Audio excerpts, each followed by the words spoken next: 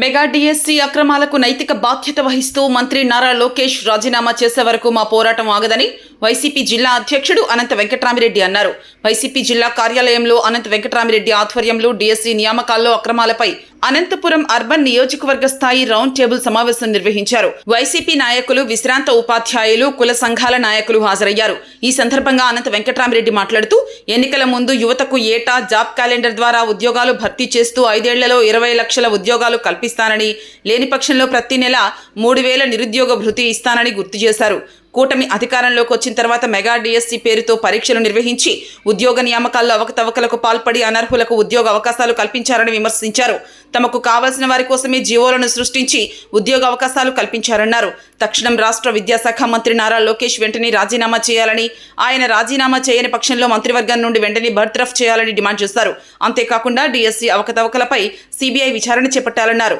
కూటమి ప్రభుత్వం విద్యార్థులు, యువతకు చేస్తున్న అన్యాయాలను ఖండిస్తూ వైఎస్ఆర్ కాంగ్రెస్ పార్టీ ఆధ్వర్యంలో ఈ నెల 6, 7, 8, 9వ తేదీల్లో ప్రతి అసెంబ్లీ నియోజకవర్గంలో రిలే నిరాహార దీక్షలతో పాటు ఈ నెల 10వ తేదీన ప్రతి అసెంబ్లీ నియోజకవర్గంలో నిరసన ర్యాలీ నిర్వహించనున్నట్లు తెలిపారు.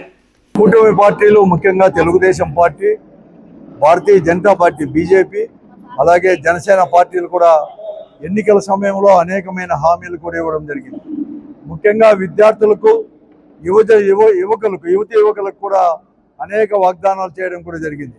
20 లక్షల ఉద్యోగాలు ప్రతి సంవత్సరం కూడా 4 లక్షలు తగ్గకుండా అవన్నీ కూడా ఫిలప్ చేస్తామని చెప్పేసి, అలాగే ఈ విద్యార్థులకు వచ్చేసి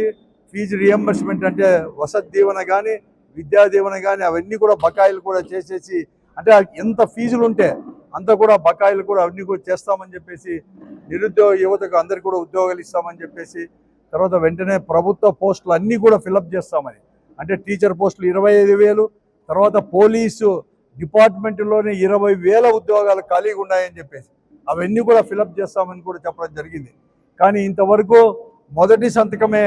డిఎస్సి అని చెప్పేసి, ఆ డిఎస్సి కూడా దాదాపుగా 1.5 సంవత్సరం తర్వాత ఫిలప్ చేసినా కూడా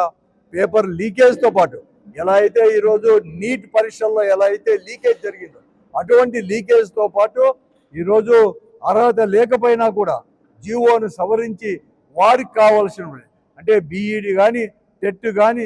ఏది కానీ పాస్ కాని వారికి కూడా ఉద్యోగాలు ఇచ్చిన వైనాన్ని చేస్తూ దాన్ని ఖండిస్తూ వెంటనే విద్యాశాఖ మంత్రులు, ఎందుకంటే దాన్ని సాక్ష్యాలతో సహా కూడా ఇవ్వడం జరిగింది అంతా కూడా. కాబట్టి వెంటనే లోకేష్ గారిని రాజీనామా చేయాలని, రాజీనామా చేయకపోతే అతన్ని బర్తరఫ్ చేయాలని చెప్పేసి మంత్రివర్గం నుంచి,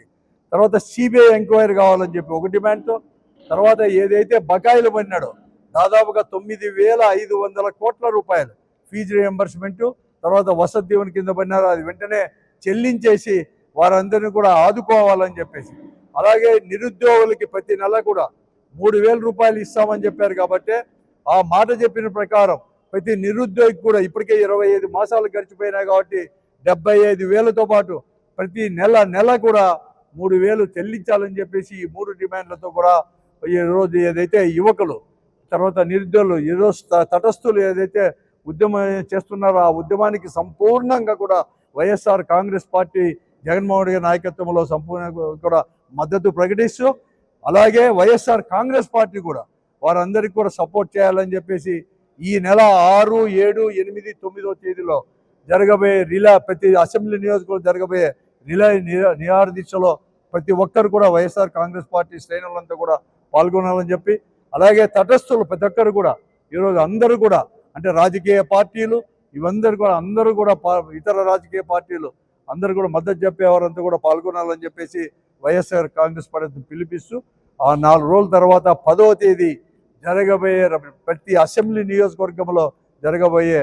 ర్యాలీ అనేది కూడా పెద్ద ఎత్తున విజయవంతం చేయాలని చెప్పేసి చేస్తాము. ఈరోజు ఈ రౌండ్ టేబుల్ సమావేశంలో కూడా నేను కూడా అందరూ కూడా దాన్ని కూడా మద్దతు కూడా ప్రకటించారు. ముఖ్యంగా ఈరోజు యువత ఇది కడుతున్న దాన్ని అందరూ కూడా శాఖ అధికారి కానీ, అలాగే మన రిటైర్డ్ ప్రిన్సిపాల్, తర్వాత ఉత్తమ అవార్డు అందుకున్న రంగస్వామి గారు కానీ, ఆ తర్వాత శంకరయ్య గారు, అలాగే ముఖ్యంగా విద్యార్థి అక్కడి నుంచి ఎస్కే యూనివర్సిటీ వచ్చిన విద్యార్థి నాయకుడు సురేష్ గారు, వారందరికీ కూడా ప్రత్యేక ధన్యవాదాలు తెలుపుకుంటూ రేపు జరగబోయే కార్యక్రమంలో కూడా మీ అందరి యొక్క మద్దతు, అలాగే నేను అందరినీ కోరుతున్నాను, బహిరంగంగా కోరుతున్నాను, ఈ జిల్లా కేంద్రంలో కానీ ఈ జిల్లాలో ఉండే ఎక్కడికక్కడ ఉండే రాజకీయ పార్టీలు, వామపక్షాలు కావచ్చు, లాంటి ఇతర కూడా పార్టీలు కూడా ఈ నిజంగా ఈ ప్రజల సమస్యలపైన ఏదైతే వైఎస్ఆర్ కాంగ్రెస్ పార్టీ నిర్ణయం తీసుకుందో రిలే నిరాదీక్షలు కానీ అలాగే ర్యాలీలో కానీ దాంట్లో కూడా మీ మద్దతు ప్రకటించాలని చెప్పేసి కూడా ఈ సందర్భంగా వారికి కూడా ఆహ్వానం కూడా పలుకుతున్నాం. వారందరినీ కూడా కోరుతా ఉన్నాం కూడా వైఎస్ఆర్ కాంగ్రెస్